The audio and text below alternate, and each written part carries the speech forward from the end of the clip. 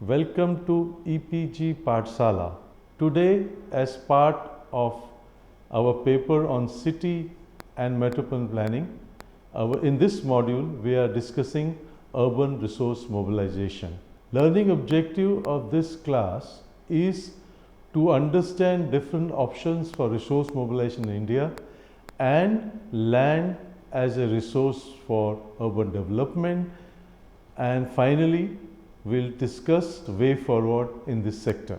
We are talking about resource mobilization of options for urban India, and this will include what are the different reforms which are introduced in resource mobilization, as well as it will improve market-based financing. I am going to illustrate how one can do resource mobilization with example of Indore city. Indore, as you know, had a population of 9.6 lakhs in 2011. It is the trade and industrial center of Madhya Pradesh. Its total income was 135 crore in 2001 and 2, with more money coming from property tax and octroi compensation. Indore Municipal Corporation introduced improvement in revenue generation with self-assessment of property tax on area-based system, reassessment of under-assessed properties, and focus on revenue management. The enabling steps they put in were property service, reorganization of revenue department, accrual-based accounting, and computerized billing and database management. Indore Municipal Corporation had no money to go for large-scale computerization, so they invited a private agency for software and database creation, project monitoring, digital maps and GIS, decentralization to zone offices to facilitate better service rapport.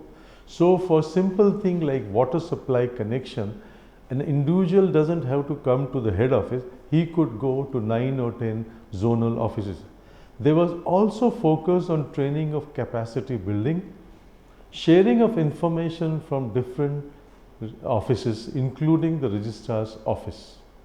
As far as reorganization of revenue department was created, was concerned, the three separate sections of survey, assessment and recovery vigilance were constituted. They introduced double entry accrual based system. One of the important part the mayor introduced was communication with the citizen. I believe as the more you communicate with the citizens, the possibility of people participating in resource mobilization move will be high. They introduced a citizens charter which had time-bound permissions. They had a Hindi Nagarlok magazine which talked about simple ideas of the mayor. They put in lot of hoardings around the city with information on dates, rules, etc. And they also put this information on the website. Training of revenue department staff became very important part of this exercise. I would like to tell you that I was involved with this example where the mayor said that train all my revenue officials. We invited them to be for training in one of the management institute in Indore city, and you will be surprised to know that a large number of revenue officials came to attend this training program because they found a pride in going to a management institute.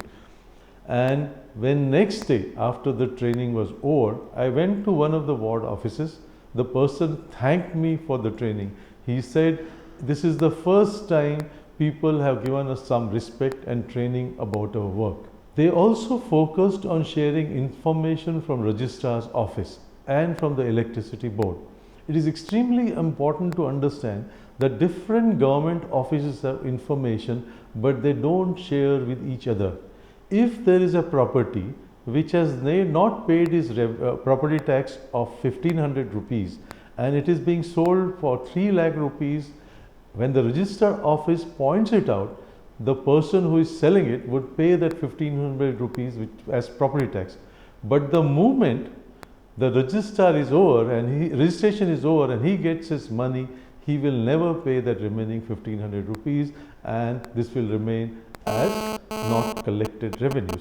Similarly, lot of people show their properties as commercial in electricity board, but residential in property tax register. When these two get shared, we could make those corrections.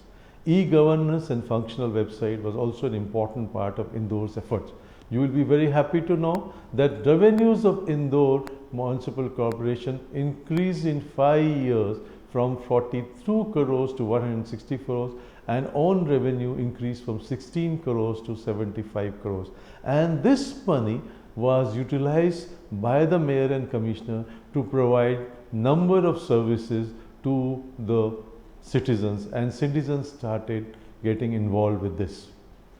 People ask me, what is the key success factors of Indore experience? And I say, hands-on and direct involvement of the mayor and commissioner. It is very important that the mayor, that is the elected body, and the executive body, that is the commissioner, work together to improve revenue situation in a city. Crucial personnel involved in design and implementation. Whenever different strategies or schemes were being decided to improve revenue generation, the crucial people were involved in the process from the day one. So they thought it is their idea. Focus was on simple measure implemented with immediate and visible effects. I will like to give two examples. Rather than increasing property tax rate, they focused on increasing number of properties on record. The number of properties almost increased from 90,000 to 3 lakhs within a period of 5 years. All properties were on record, and that made a difference. They also took simple measures that if you pay 1/3 of improving your road, we will pay 2/3 from the local body. People were very happy to participate in the example, and summarily, good communication with citizens also helps for participation and revenue generation. Now I would like to speak on management innovations. Various urban local bodies have introduced management innovations within the existing revenue structure with objective of improving efficiency and sharing revenue base. These examples would include property tax administration, better asset management, management information system, improved user charges, and other examples. As far as property tax innovation is concerned, it is very important to simplify the procedures. One of the simplification procedure would be introduction of self-assessment based on area-based system. The moment this is linked with management information system and a GIS map is created, most of the properties can be brought within the tax net.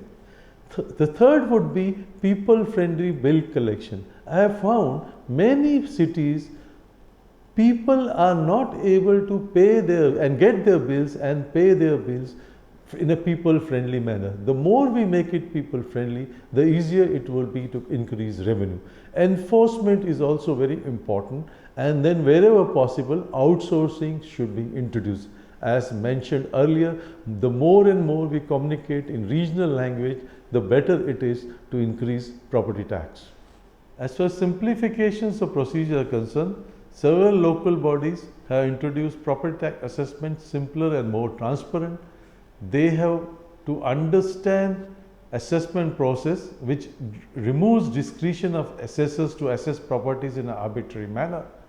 It increases taxpayers' involvement, allowing them to calculate their own assessment within pre-established guidelines. Municipal Corporation of Hyderabad, Bangalore, Indore, Chennai have introduced SAS and increased tax collection. As far as management information is concerned, now information technology is very helpful to provide the information base. Indore Municipal Corporation computerized its tax records through private operator, conducted physical survey properties, and compared data from different sources to identify non-assessed properties. Management system can also help to take decisions and action. Mirzapur created property tax map and increased the number of registered properties by almost 44%. People-friendly bill collection is extremely important. Decentralized cash collection counters, bill collection through banks, Bill collection through electronic transfers and online collection are a very important part of this people-friendly bill collection method. Once information is available, special campaign has to be put in to increase property tax by revenue by forming special collection in teams necessary, special power to teams to disconnect water supply or drainage line, attach the property of defaulters and issue arrest warrants for non-payment of property taxes. Major defaulters list should be published in newspapers on and on web. Outsourcing of services which are labor intensive and can be very helpful in tax collection that exceeds the revenue collection. It can also improve efficiency and save cost. Municipal Corporation of Ludhiana, for example, introduced a courier system for bill distribution. IMC used private firms to identify non-assessed properties and conduct physical service. I think the best part of any revenue generation campaign would be communicate, communicate and communicate. The various urban local bodies involved in public determining the revised tax rate for consulting the resident welfare association is very important. Tax education and publicity campaigns including newspaper advertisement helps. Communication could also be through email and WhatsApp. Tax information can be made available on web also. Number of urban local bodies have property assets. Unfortunately, inventory of these assets is not carried out and they are not regularly upgraded. The first step in any of these asset management would be to carry out an inventory of assets and have a computer-based database of these properties and then develop a strategy for optimal use of assets. Real estate consultants can provide a very good strategy for increasing revenues from present assets. User charges has unfortunately not been fully utilized as a revenue method. Leveling sewerage charges, state guidelines for water charges, pay and pass scheme, eco fee, charging of collecting solid waste, fee for Tatkal delivery of services, advertisement tax, cable charges, street taxes could be part of user charges. I think one of the areas where local bodies and urban development authorities have not fully utilized is land and development right as a resource. This could be betterment or land value increment tax, area linked development charge, using air rights in case of rail and transit system, and of course sell of floor space index. Prescribing floor space index is town planner's tool. It provides certainty of development to market.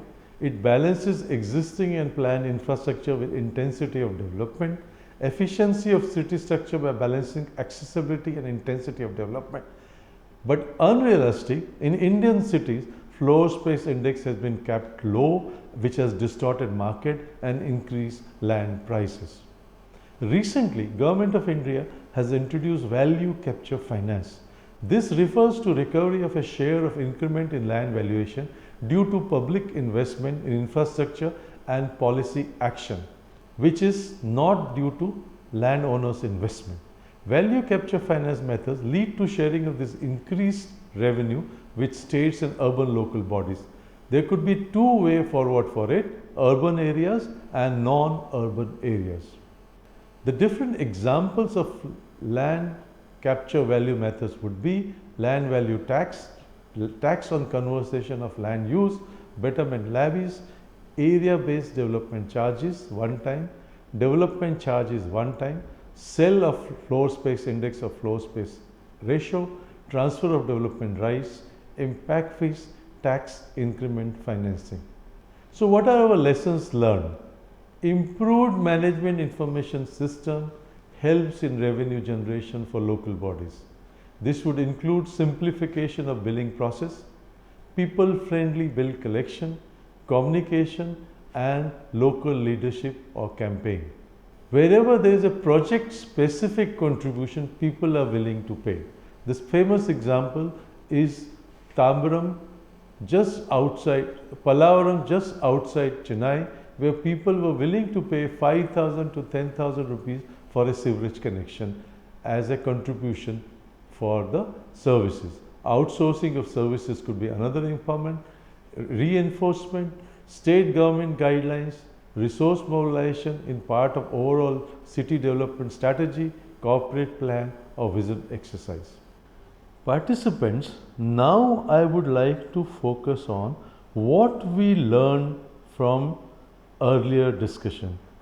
I think the most important part of resource mobilization is improved information system. The more improved information system we have in tax, in case of property tax, GIS maps and detailed information, and the more we cross check with different sources, the better MIS we'll create, which will help us to revenue generation. As far as possible, we should simplify bill processing. The friendly we make our bill collection process, the better it would be to increase revenues. The most important part of any local revenue generation strategy would be to identify a local leader or a campaign to increase the revenues, and this would include very good communication system with the local citizens. It could be newspapers, it could be having display boards, websites and WhatsApp. All this will help to increase the communication. It has been realized that project specific contributions are easy to collect. In a city called Pallavaram near Chennai, people contributed money as high as 5,000 to 10,000 rupees for a new sewerage system. As far as possible, we should try to outsource services to outside consultants and agencies. Enforcement has to be an important part of this exercise. Unless we have proper enforcement, people will not be forced to give additional revenue. Wherever possible, state government should issue guidelines for increasing revenue measures. Resource mobilization, as in case of Indore, should be a part of overall city development strategy and a vision exercise, and this will help to increase revenues at the local level. Thank you so much for attending this module.